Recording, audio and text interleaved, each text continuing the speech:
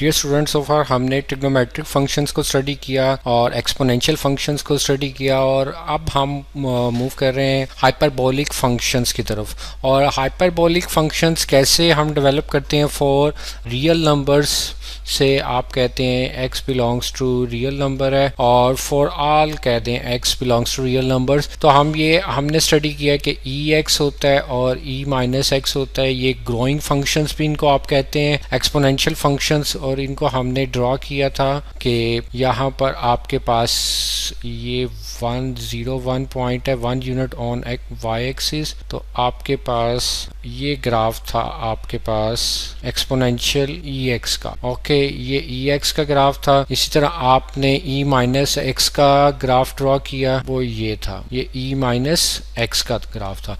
Okay, अब mathematics में होता ये है कि ऐसे फंक्शंस, एक्सपोनेंशियल फंक्शन जो दोनों हैं ग्रोइंग और जोन सा है ये डिक्रीजिंग फंक्शन जोन सा e माइनस x है, यहाँ पर ये दोनों फंक्शन जोन से हैं इनका एवरेज जोन सा होता है। मीन कि आप कहते हैं कि ex plus e minus x इनका एवरेज लें तो आपको जो ग्राफ मिलता है वो कुछ इस तरह का होगा, वो भी यहाँ पर एवरेज 0 1 का। और ये जस्ट लाइक आपको जो सा पैराबोला नजर आ रहा है, लेकिन ये इनफैक्ट नॉट ए पैराबोला, ये एक पैराबोला नहीं है, ये एक पर्टिकुलर कर्व होता है जिसको आप कहते हैं कॉस हाइपरबोलिक एक्स। ये है जी कॉस हाइपरबोलिक एक्स। हम इसको डिफाइन करते हैं कि दोनों एक्सपोनेंशियल फंक्शंस की जो एवरेज होती है उसको हम कॉस हाइपरबोलिक x डिफाइन करते हैं। और ये कॉस हाइपरबोलिक x क्यों कहते हैं, इसी तरह आप कहेंगे कि साइन हाइपरबोलिक x है, वो किस तरह डिफाइन होगा, वो ex minus e minus x over 2। और यहाँ से इनके आप रेसिप्रोकल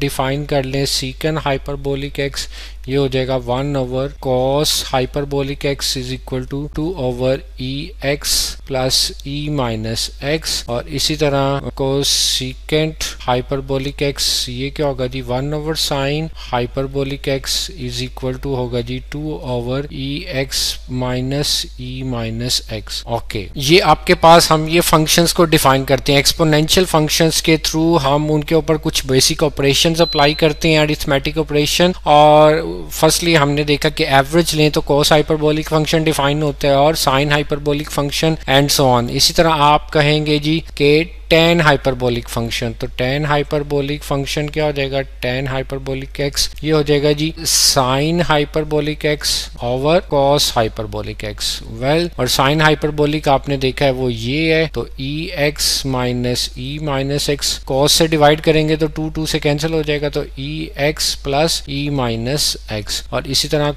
cot हाइपरबोलिक x क्या डिफाइन करेंगे आप, वो ex plus e minus x over ex minus e minus x। और ये पता है आपको कि ये 1 ओवर tan हाइपरबोलिक x होता है, tan हाइपरबोलिक x होता है। वेल, यहाँ से अब आपने ये डिफाइन किया, तो in the similar manner for, हाँ जी, कोई भी अब कम्प्लेक्स नंबर है, से z belongs to complex variable, z जोन सा एक अगर कम्प्लेक्स वेरिएबल है तो उसके लिए सिमिलर मैनर में ये कैसे डिफाइन होगा, वैसे ही ये डिफाइन होगा कि साइन ऑफ, कि साइन आप पहले डिफाइन कर लें, आप कहेंगे कॉस हाइपरबोलिक z, वो क्या हो जाएगा जी ez plus e minus z over 2। और इसी तरह आप कहेंगे कि साइन हाइपरबोलिक z, वो क्या हो जाएगा जी ez minus e minus z over 2। इसी तरह आप कह देंगे सीकेंड हाइपरबोलिक z, वो क्या होगा जी 1 ओवर कॉस हाइपरबोलिक z, और वो इक्वल टू होगा 2 over ez plus e minus z। और इसी तरह कॉस सीकेंट हाइपरबोलिक z, वो हो जाएगा जी 1 over sine of hyperbolic z is equal to 2 over ez minus e minus z।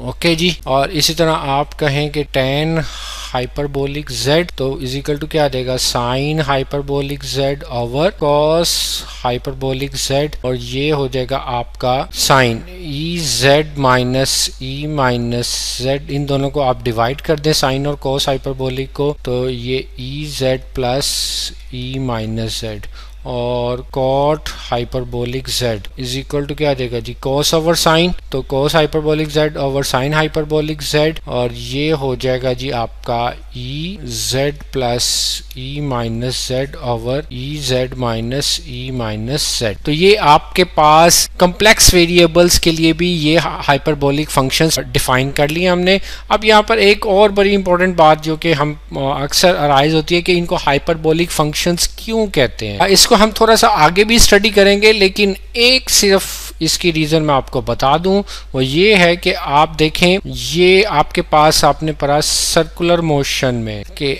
X Y plane में अगर कोई पार्टिकल मूव करता है तो से आप कहते हैं ये पी एक्स वाई पॉइंट होता है। तो आपने स्टडी किया कि यहाँ पर अगर ये आर होता है तो ये प्रोजेक्शन आपने पढ़ी ये एक्स है ये वाई है, तो वाई इज इक्वल टू आपने पढ़ा साइन थीटा होता है और एक्स इज इक्वल टू पढ़ा जी आपने आर कोस थीटा। तो वेल जब आपने तो दैट्स वाई साइन और कोसाइन के जो फंक्शंस होते हैं इनको हमने स्टडी किया कि ये सर्कुलर फंक्शंस होते हैं। ये क्या होते हैं, सर्कुलर फंक्शंस होते हैं, क्योंकि ये सर्कल के अंदर जो मोशन होती है ऑफ एनी पार्टिकल ये उसको डिस्क्राइब कर देते हैं, सर्कुलर मोशन।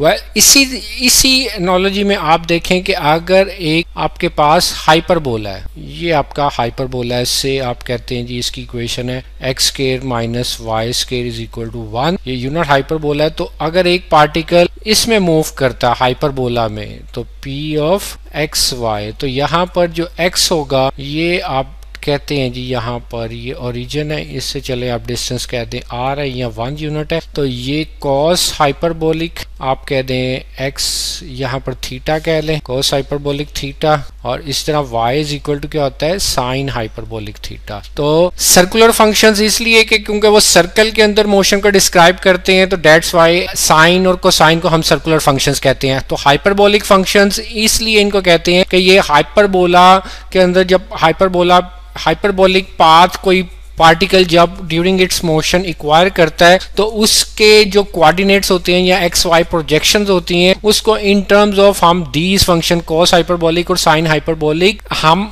एक्सप्रेस कर सकते हैं। और कॉस और sine hyperbolic are nothing but the average of e x and e minus x. तो ई एक्स इट मीन्स के हाइपरबोलिक जो आपकी ट्रेवलिंग है या मोशन है of any particle can be explain through these exponential functions, और ये exponential functions की एवरेज को हम कॉस और फिर आप नेगेटिव के साथ साइन एंड रिस्पेक्टिवली उनके जो रेसिप्रोकल्स हैं वो आप डिफाइन कर सकते हैं। तो ये बात